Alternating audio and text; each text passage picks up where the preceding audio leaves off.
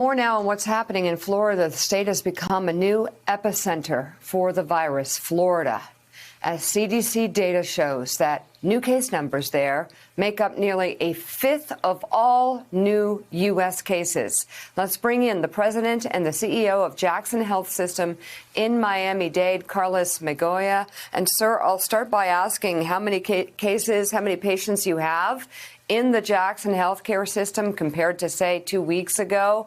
And how bad is the situation in Florida overall? Why is it this bad?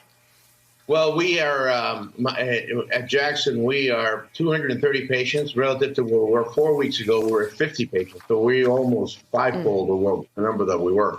The only good news is we're still 45% from the peak from last year. Miami-Dade County is the most vaccinated county in all the state of Florida, with 78% of our population vaccinated. There's still about 350 to 400,000 people unvaccinated. At 230, by the way, all but 7 are unvaccinated. And the 7 patients that are vaccinated are transplant patients that are immunocompromised. So if you take those out, really, we're 100% unvaccinated.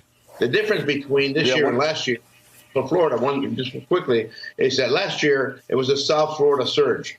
Dade, Broward, and Palm Beach had the issues while the rest of the state was not that much. Now what's happening, the rest of the state, parts of North Florida are running 150, 200% of the numbers from last year. That's why the numbers are so large in the entire state. Definitely a correlation between high hospitalization and low vaccination rates in the individual counties.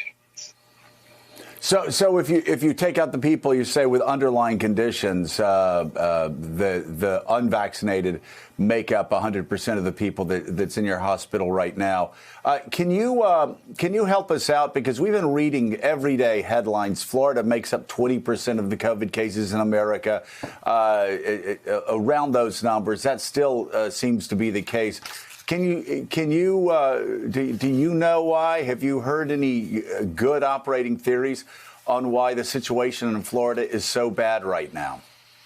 Yes, it's what I said before. I mean, if you look at places like Jacksonville, Duval County, and Clay County, they still are 43 and 48% vaccinated.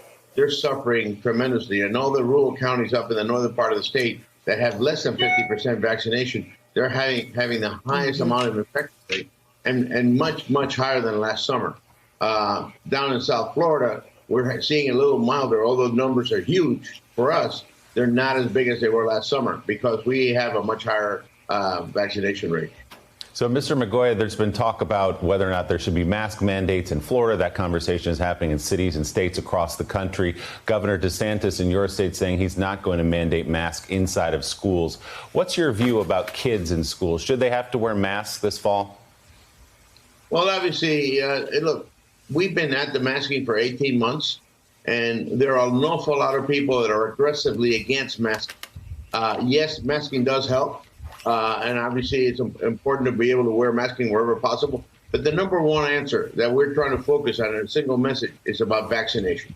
Hopefully, we'll have a vaccine here soon for kids under 12. And I hope when that happens that we will vaccinate as many kids as possible. And again, even though we're at 78%, we need to get that number even higher than that to be able to continue to reduce that. We're 90% Delta. We're finding new variants down here that are coming from other parts of the world. And the infection rates are very high. The only answer is vaccination. All right. President and CEO of Jackson Health System in Miami-Dade, Carlos Migoya, thank you so much for being with us.